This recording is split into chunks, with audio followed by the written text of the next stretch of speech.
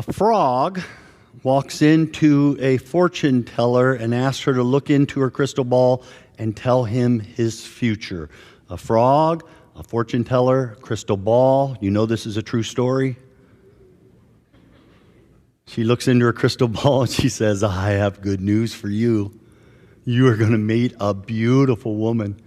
I mean, just beautiful smile, beautiful woman, and she is going to be captivated by you. She's not going to be able to take her eyes off you. She's going to want to know everything about you. She will spend every moment completely enamored with who you are. And the frog was all excited. He's like, when will this happen? Where will this happen? Down by the water's edge, in the garden? Where will I meet her? And the fortune teller, looking in her crystal ball, says, you will meet her in biology class. If you're listening online, I'm just waiting for the laughter to die down here a little bit. And if you didn't get it, ask the person next to you. People love to try to tell the future. There's a lot of fortune tellers out there who are constantly looking at star charts and trying to determine what our future is. There's end-time prophets even today who are constantly searching the scriptures, looking for numerical combinations to try to determine when the end times will be. Weathermen look at meteorological charts trying to determine what future weather will be. A few years ago, I had to laugh because the weatherman was so off. I had to shovel an inch and a half of partly cloudy off my front step. Couldn't have missed that more. Jesus, on the other hand, had the ability to know the future. Jesus, who is fully man, but also fully God. Don't think he was half and half. He wasn't half and half. He was fully man, but he was also fully God at the exact same time. And God has the ability to know the future. Jesus also has the ability to know the future. So, what does that mean? Did Jesus know that he would be betrayed by Judas? Yes. Did Jesus know that Peter would deny him 3 times? Yes. Did Jesus know that Thomas would doubt him? Yes. Did Jesus know the disciples would flee and leave him abandoned and alone at the last minute? Yes. Jesus knew all that. And today in our story is part of that prediction where Jesus is laying all of this out. It's an amazing moment when you know something bad is about to happen to you and yet you're open to letting it happen. What is God doing here? What does he want us to learn from this moment? Why are we in this upper room moment with Jesus Christ? We're in John 13. It is the upper room. The disciples are all there. And what you and I know is about to happen, because we've been told several times, the disciples are totally blinded to what's coming. Let's start reading. Verse 21. Jesus was troubled in spirit. Can I just stop right there before you read on? There's the full human side of Jesus, and I'm comforted by that verse, by the way. Jesus knows what it's like to be troubled in spirit. You and I know what that feels like. And so he testified, very truly I tell you, one of you is going to betray me. His disciples stared at one another at a loss to know which one of them he meant. This whole time, every time we saw a list of the disciples' names, Judas is the last name. Peter is always the first. Judas is always the last in every list. And it always reminds us, Judas, who betrayed Jesus. So we've known for a long time that this is the true character of Judas. But the disciples would not have known that back then.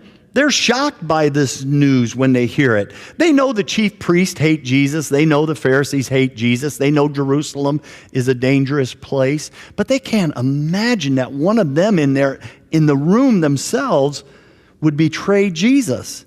They start asking, is it I? Is it I? Each disciple. Is it I, Lord? And does it bother you as much as it bothers me that even Judas asked that? It isn't I, is it, Lord? He was so convinced he had snowed Jesus that Jesus had no clue as to what was happening. Even when Jesus says, one of you will betray me, Judas has already accepted 30 pieces of silver. His heart is already way gone. And he has the audacity to look at Jesus and say, is it I? If that angers you a little bit, it angers me too. Yeah, he was confident Jesus didn't know. Verse 23, one of them, the disciple whom Jesus loved, was reclining next to him. Okay, that's the way John always describes himself. John doesn't write himself into the story other than that, the one that Jesus loved. Somehow, Jesus loved all the disciples, but he had a very special relationship, a close friendship with John. So John has a place of honor. Sure enough, at the cross, John is there at the cross, and Jesus' mother is there, and Jesus will assign John, the disciple he loved, the care of his mother. That's a beautiful little moment from the cross. Behold your son, woman, behold your son, behold your mother. He puts the two of them together then for care. John now has a place of honor at this table. Jesus, he's sitting next to Jesus, right beside him. When Jesus announces that one of you is about to betray me, Simon Peter said, "Ask him which one he means." So leaning back against Jesus, John asked him, "Lord, who is it?"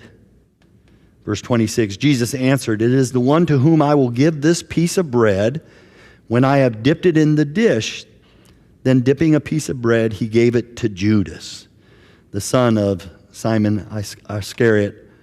As soon as Judas took the bread, Satan entered into him. So Jesus told him, "What you're about to do, just go do it quickly."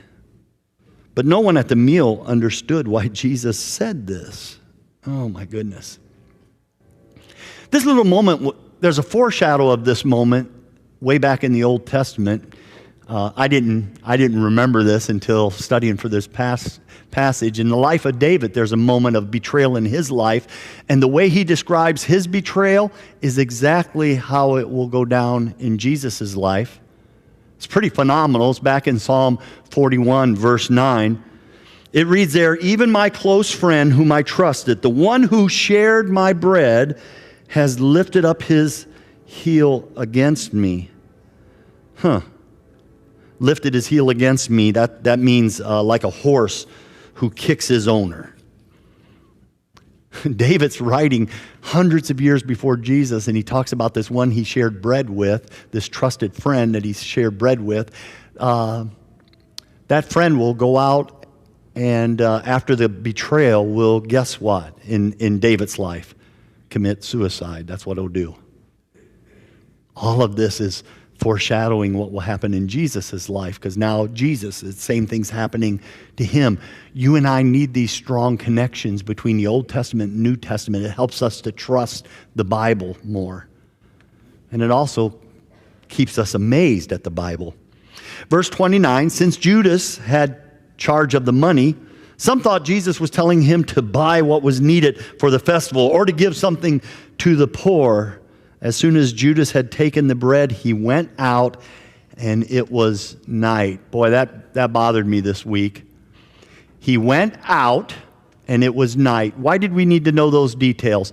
They are symbolism of what was going on in Judas's life. He was in with Jesus. He's now about to move out. He goes out. That's physically going out, but also spiritually, he's out. And it was night. That's physical nighttime, but it's also a spiritual darkness that had taken over Judas. Judas had already planned all this out. He had all the opportunities to back out of this moment. But at the last minute, even when Jesus says, one of you will betray me, it's not enough to shock his system back in. So Jesus just says, what you're going to go do, just go do it quickly. And Judas leaves to go betray Jesus. He's going, because nobody knew where Jesus was, he's going to get the high priest and the mob who will come and arrest Jesus here in just about an hour. Judas is fully now taken over by Satan. It's just such an amazing wording.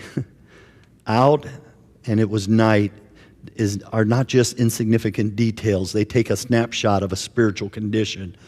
Verse 31, when he was gone, Jesus said, now the Son of Man is glorified, and God is glorified in him, If God is glorified in him, God will glorify the Son in himself and will glorify him at once. If you're looking at that going, what does that? That just means everything that's about to happen is part of a bigger picture. There's a reason for everything that's about to happen. My children, I will be with you only a little longer. You will look for me, and just as I told the Jews, so I tell you, where I am going, you cannot come. A new commandment I give you, love one another as I have loved you, so you must love one another. By this, everyone will know you are my disciples if you have love for one another. Well, why does he say it's a new command? It's not a new command. It is way back in the book of Leviticus. God told his people from the beginning, I need you to love other people. Why does Jesus say it's a new command? It's a renewed command would have been a better wording there. It's actually what the Greek word means. I'm renewing a commandment that you keep forgetting, is the way the wording should read. When Jesus was asked, what's the greatest commandment? He said, to love God. But the second greatest commandment is to love one another. So we've had these commands for a long time. Every time this comes up on Sunday morning, when I'm encouraged to remind me too, love God, love one another, love God, love one another. That's how the world will know that you and I follow Jesus Christ, is by our love for one another. And we need that commandment renewed too, just as much as Israel did back then and just as much as the disciples needed it. Verse 36, Simon Peter asked Jesus, Lord, where are you going? Jesus replied, where I am going you cannot follow, but you will follow later. Where's Jesus about to go? He's about to go into torture. He's about to go into unbelievable physical pain and torture, but he goes by himself. The disciples are not allowed to go with him into that. He has to do it all on his own. He has to be the only one to die for the sins of mankind. The disciples can't die for sins. It has to be Jesus. And he says, where I'm about to go, you can't follow right now. But then he tells Peter, but one day you'll follow. And sure enough, tradition tells us Peter does follow being tortured. He's hung upside down on a cross, we're told. Yeah, it's just phenomenal wording here. Peter asked, Lord, why can't I follow you now? I would lay down my life for you. And then Jesus answered, will you really lay down your life for me? Very truly, I tell you, before the rooster crows, you will disown me 3 times. If you don't know the story, that's exactly what happens. After Jesus is arrested, somebody comes up and says, hey, you're one of his followers. And Jesus says, I don't know the man. Or Peter says, I don't know the man. And then a little bit later, it happens again. You got to be one of Jesus' followers. He says, I don't know the man. And then it happens a 3rd time. This time, the Apostle Peter even adds curse words. You are one of his followers. I do not know this blankety blank man. And then a rooster crows. Can you imagine? Peter, for the rest of his life, every time he heard a rooster crow, was he reminded of his epic failure? Would that bother you? To constantly be reminded of your epic failure? And he would have heard roosters crow a lot. If it were me, I'd learn to hate chicken. And I love fried chicken. Who wants that reminder constantly? My daughter and my son-in-law, they decided we're going to have chickens for my grandkids. They got chickens at their house, and one of the chickens is constantly pecking at my granddaughter's legs, and she's only 2 years old. She has had enough of it. She announced to my daughter the other day, "That's it." And then Stephanie took this picture of my granddaughter.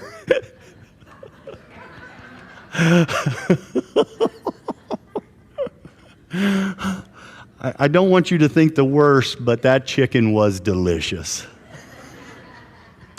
She didn't hurt it. Relax. Jesus predicted, Peter, even before the rooster crows, you're going to fail me. He predicts Judas's failure. One of you will. One of you is about to deceive me. One of you is about to betray me. Jesus knew. Both men have epic failures. Peter's is a little different. Peter will fail encouraged to admit that he knows Jesus. That happens today a lot. You a Christian? You go to church? No. It's not that we don't have faith, it's just that we lose courage to speak up. Judas's failure will be different. It's not a failure of courage, it's a failure of trusting Jesus for who he is. He loses his faith. So these two men are different, and that's why they come out of their failures on different paths in this life. Interesting thing, one is covert, the other one is overt in the way they approach life. Peter, you always know what Peter is thinking. Judas, you never know what he's thinking. We're never told. Peter, you always know what he's doing because he's right out front all the time talking about it. Judas, you never know what he's doing. He's covert in his actions, and Peter's overt. In fact, if you and I did not know who was going to betray Jesus, and Jesus announced, one of you is going to betray me, understand, we don't know it's Judas at this point. Who would you have guessed in the room was going to betray Jesus? My guess would have been Peter, He has spoken. He has been off track with Jesus. He has been on the wrong plan of Jesus so many times. And Jesus says, one of you will betray me. I'd have been sitting there going, Peter. But all of them are confused in this moment. Is it I? Is it I? Is it I? Jesus knew exactly who it was going to be. Yeah, I don't think Judas would have made any of our lists, but he made Jesus' list. Why? Because Jesus knew. All right, there's the whole story. There's the moment of prediction. Why? Why do we need to know this? What is God wanting us to take away from this? It's real simple. Broken people break things. Judas would break trust with Jesus. Peter would break a promise. I'll never leave you. I'll never forsake. Yeah, the disciples will break fellowship and scatter. I'm going to break things in this world. You're going to break things in this world. Good news is God sent Jesus back for broken people. God sent Jesus to come back and help us in our brokenness. There's this great moment in the Old Testament, by the way, in the life of Jeremiah. If you want to read it later, it's Jeremiah 18. But God is calling Jeremiah, this prophet, to go to Israel. You're going to go be my voice to my people. But before you go, he says, I need you to go down to the potter's house for a moment. Just watch. And Jeremiah's like, I'm confused. Where am I going? Before you go and speak on my behalf, go down to the potter's house and watch the potter at the potter's wheel for a few moments. And so he goes down there and he's just standing there watching. And there's this master potter and he's working on his wheel. And then he takes a vessel that hasn't been through the fire yet, but it's dried and it's cracked and it's not usable. And he pulls that vessel back up onto the wheel. He applies a lot of water to it, and he starts softening it and folding it, and mending, and then he starts to reshape it. And something that was totally cracked and broken is shaped into something new and magnificent. And all of a sudden, Jeremiah knows what his message needs to be to God's people.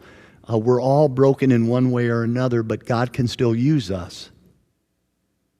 In fact, through the rest of the Bible, God often calls us, we're nothing more than cracked clay pots, he calls us. We got cracks in our life. Why? Because we're broken.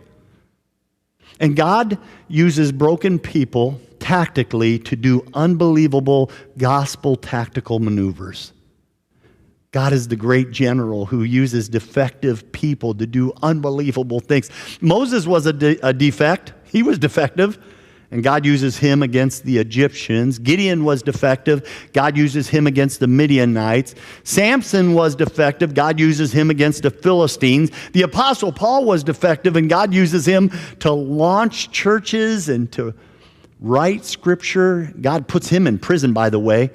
Paul's a prisoner. Some of Paul's closest friends wrote him off. He's a prisoner. He's obviously done something wrong. He's defective. And in that moment of what everyone else saw as a defect, the Apostle Paul picks up and starts writing letters to the churches. We have those letters today in our Bible. They're called Scripture now. If God wouldn't have allowed Paul to fall into prison with that failure, would we have had some of the scriptures we have today? Doubtful. God's often using those maneuvers in that way. Why? Because God uses tactical defeats for tactical gospel maneuvers. And He's going to use me and He's going to use you. We often talk about falling stars. I was out west, and when you're out west in the mountains, no city lights close by. The night sky is spectacular. You can see the whole Milky Way clearly. You can count satellites as they're going by clearly. And what's a rare occurrence in our town, seeing a shooting star, you see them out there numerously. This last year, I called it a falling star. We were talking to a couple of the guys, and I said, "Oh, a falling star." And they're like, "What? That's a shooting star." And somehow I grew up calling them falling stars. And that just got my mind turning. Falling stars, even though occasionally a star falls, billions do not. And sure enough, even after we're put on the right track with God, we still fall sometimes. You've heard of TV pastors and pastors who have had great falls in their life. Most do not, but you hear of the ones who do. You've heard of celebrity Christians who have fallen. Truth is, most do not, but once in a while one does. Inside this church, I have such a high respect for some of you. I know your epic failure. You know my epic failure. And yet you've committed to just stay with God, stay in there. You haven't shaken your fist at God. You haven't walked away from the church. You've stayed put. My respect level for that is huge, because it's not easy to recover from an epic failure. Yeah. Let's just be honest with ourselves this morning for a moment. You're broken. I'm broken. We're messed up, and we're just clay cracked pots. Jesus knew we'd fail. He knew we'd fail. And still He looks at that and He says, "Hey, I can use that. I can reshape that." I never imagined what God could do in my life after a failure, and yet here I am preaching. He's done so much more beyond my imagination of what He could ever do with a broken life. And what's true for me is true for you. Satan wants to constantly remind you of your epic failure. But John will tell us later on, if you pray and confess your sins, God is faithful to forgive those sins. God's already forgiven it. It's gone. So when those memories come back of our epic failures, where's that coming from? It's not coming from God. Satan uses that to tear you down, make you think you're less than you are. Don't you listen to him. God is reshaping us right now. And even though we're broken, He still has a tactical maneuver that just you and I are going to pull off.